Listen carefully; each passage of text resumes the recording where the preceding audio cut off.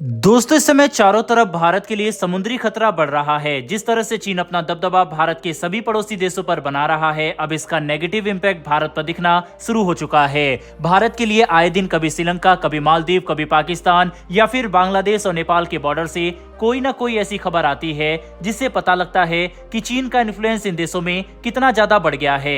हालांकि इसी को देखते हुए भारत ने अपनी नेकलेस ऑफ डायमंड स्ट्रेटेजी को इंप्लीमेंट करना शुरू कर दिया है। चीन के स्ट्रिंग ऑफ पर्ल्स की स्ट्रेटेजी को काउंटर करने के लिए इस वीडियो में हम जानेंगे कि किस तरह से एक बार फिर से भारतीय जहाज को भारत के एक और पड़ोसी देश द्वारा रोका गया है। इससे पहले ऐसी ही खबर मालदीव से निकलकर सामने आई थी, वहीं अब एक बार फिर से इस तरह की घटना हुई है।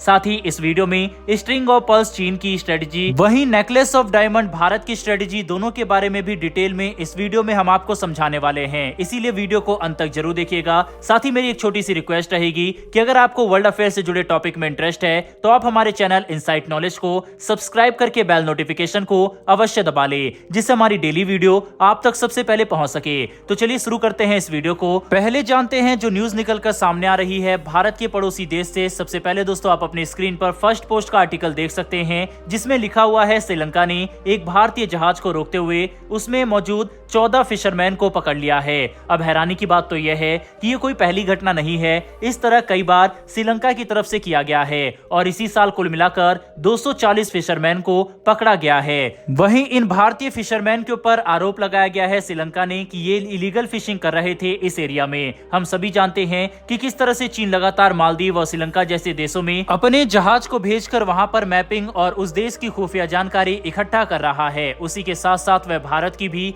खुफिया जानकारी इकट्ठा करने में लगा हुआ है। कल को अगर किसी भी तरह की घुसपैठ अगर चीन इन देशों में करता है तो ये देश कुछ भी नहीं कर पाएंगे। लेकिन फिलहाल इन देशों में चीन की पकड़ लगातार मजबूत हो रही है।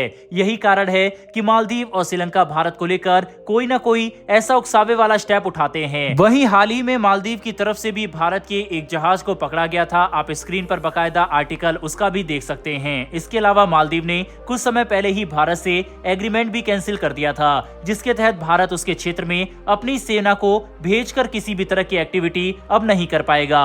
2019 में भारत और मालदीव के बीच समझौता साइन हुआ था। उसके तहत भारत मालदीव के समुद्री एरिया में जाकर वाटर सर्वे वगैरह किया करता था, लेकिन अब उस पर मालदीव ने रोक लगा दी है। साफ है दोस्तों, ये देश कोई ना कोई उकसावे वाली कार्रवाई भारत के खिलाफ कर रहे हैं, फिर चाहे उसमें श्रीलंका और मालदीव हो या फिर नेपाल में चीन का रेलवे लाइन बिछाना हो। वहीं हाल ही में भारत के कोस्टल एरिया में चीन के 150 जहाज भी देखे गए थे। हालांकि ये भारत के एक्सक्लूसिव इकोनॉमिक जोन से बाहर थे, नहीं तो भारत इनके ऊपर एक्शन भी ले सकता था। लेकिन इस तरह के काम चीन भारत को घेरने की कोशिश कर रहा है और उसकी स्ट्रिंग ऑफ पर्ल्स स्ट्रेटेजी अब हकीकत में बनती हुई नजर आ रही है। तो चलिए पहले समझते हैं स्ट्रिंग ऑफ पर्ल्स स्ट्रेटेजी क्या है और किस तरह से भारत को घेरने की कोशिश फिलहाल चीन कर रहा है। इसके साथ ही जानेंगे कि भारत में स्ट्रिंग ऑफ पर्ल्स को काउंटर करने के लिए कौन सी स्ट्रेटेजी पर काम करना शुरू कर दिया है, जिसके तहत ओमान के सुल्तान भारत भी आए थे। दरअसल स्ट्रिंग ऑफ पर्ल्स के तहत भारत के करीब पाकिस्तान से लेकर मालदीव तक चीन ने अपने सैन्य अड्डे बना लिए हैं। चीन ने पाकिस्तान के ग्वादर, श्रीलंका के हम्बनटोटा,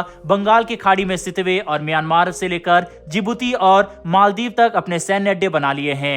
एक्सपर्ट्स का मानना है कि भले ही चीन इन्हें व्यावसायिक बंदरगाहों के तौर पर संचालित कर रहा हो, लेकिन संघर्ष की स्थिति में इन सभी अड्डों को चीनी नेवी के बेस में बदला जा सकता है। अमेरिका 2004 से ही लगातार भारत को चाइना की स्ट्रिंग ऑफ पर्ल्स की स्ट्रेटेजी के बारे में आगाह करता हुआ आया था, लेकिन उस समय की गवर्नमेंट ने इसके ऊपर ज्यादा ध्यान नहीं दिया और चीन अपनी मनमानी इन पड़ोसी देशों में करता रहा। हालांकि अब जाकर मौजूदा गवर्नमेंट भारत के पड़ोसी देशों पर दबाव बना रही है कि वह चीन के इतने करीब ना जाए, जिसके तहत पीछे श्रीलंका ने चीन के जहाज को अपने बंदरगाहों पर बिना पहले ही इंफॉर्मेशन दिए आने पर रोक लगा दी थी। इस समय तो भारत की सरकार अपने पड़ोसी देशों पर दबाव बना रही है कि वह चीन के करीब ना जाए, लेकिन अगर पहले ही इस तरह के कदम उठाए जाते तो शायद चीन अपने मंसूबों में इतना कामयाब ना होता।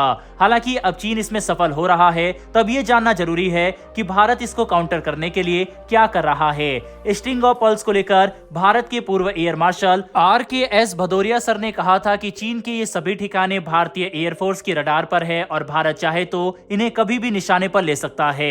लेकिन इसके अलावा भी भारत ने नेकलेस ऑफ डायमंड नाम की स्ट्रेटेजी चीन की स्ट्रिंग ऑफ पर्ल्स को काउंटर करने के लिए बनाई है। आप स्क्रीन पर इसकी भी फोटो देख सकते हैं कि किस तरह से एक तरफ स्ट्रिंग ऑफ पर्ल्स है और दूसरी तरफ नेकलेस ऑफ डायमंड है। नेकलेस ऑफ डायमंड के तहत भारत इंपोर्टेंट जगह पर अपने बंदरगाह बना रहा है और जरूरत पड़ने पर इन्हें भी भारत सैन्य अड्डे के तौर पर इस्तेमाल कर सकता है। इसके तहत भारत चीन को घेरने के लिए रणनीतिक रूप से स्थित देश जैसे Indonesia, Japan, Mongolia, Oman, Seychelles, Singapore, Vietnam, मध्य एशियाई गणराज्य आदि के साथ सहयोग कर रहा है। वहीं इसमें भारत और अन्य देशों के बीच संयुक्त रक्षा अभ्यास, पोर्ट कॉल, सैन्य प्रतिनिधि मंडलों के पारस्परिक दौरे, संयुक्त प्रशिक्षण, आर्थिक सहयोग करने जैसे मुद्दे शामिल है। चीन भी ये बात समझता है कि नेकलेस ऑफ डायमंड स्ट्रेटेजी अगर भारत की कामयाब हो जाती है तो चीन भारत का कुछ भी नहीं उखाड़ सकता, क्योंकि एक तरफ जहां चीन भारत को घेर रहा होगा तो वहीं दूसरी तरफ भारत भी चीन को घेर रहा होगा। साफ है उस स्थिति में किसी के पास भी ज्यादा एडवांटेज नहीं बचेगा। बहरहाल दोस्तों, इस वीडियो में इतना ही, लेकिन भारत की नेकलेस ऑफ डायमंड स्ट्रेटेजी के लिए कमेंट बॉक्स में जय हिंद जरूर लिखिएगा। साथ ही अगर आप इसके ऊपर डिटेल वीडियो चाहते हैं जिसमें हम नेकलेस ऑफ डायमंड और स्ट्रिंग ऑफ पर्ल्स स्ट्रेटेजी के बारे में पूरा एक्सप्लेन करें तो कमेंट बॉक्स में लिखकर जरूर बताइएगा। मैं इसके ऊपर एक डेडिकेटेड वीडियो लेकर आ जाऊंगा। और हाँ, अगर आपने अभी तक हमारे चैनल को सब्सक्राइब नहीं कर रखा तो चैनल को सब्सक्राइब कर बेल नोटिफिकेशन को दबा लें, जिससे हमारी वीडियो आप तक पहुंच सके। फिलहाल मुझे दीजिए इजाजत, फिर मिलेंगे ऐसी एक नई वीडियो के साथ। धन्यवाद, जय हिंद।